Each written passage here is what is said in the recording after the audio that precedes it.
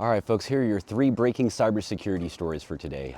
Elon Musk's Grok AI is currently being used to write adversarial poetic prompts that are so graphic, the Indian Ministry of IT is done playing and put X on blast.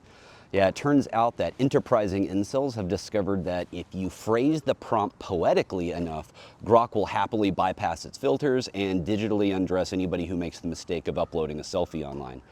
This triggered a 72-hour government ultimatum from India, and their demands are crystal clear.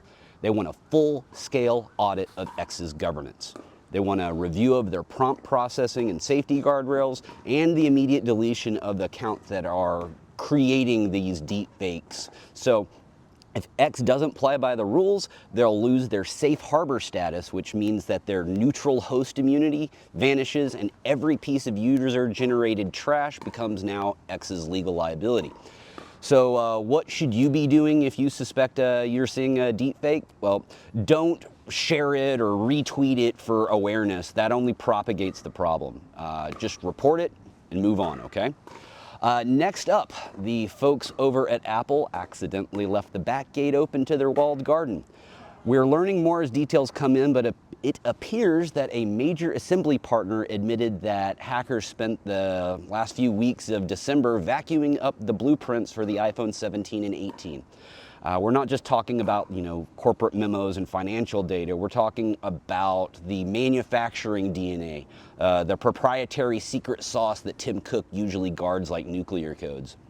So while Apple performs their internal risks reviews, which is corporate jargon for screaming in private, competitors and extortionists now potentially have access to hardware specs for, who knows, the next 3 years.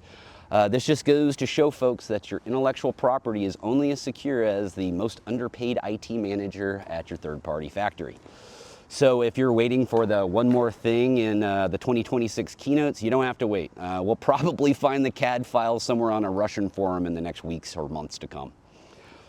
All right, our last story. Have you ever heard of the term pig butchering? Okay, the name says it all. Shazupan, fatten the pig, then slaughter.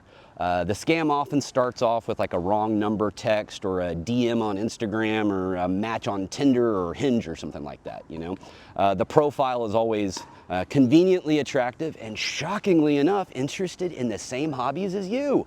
Why is that? Well, because it's all scripted, folks. It's a billion-dollar industry as well.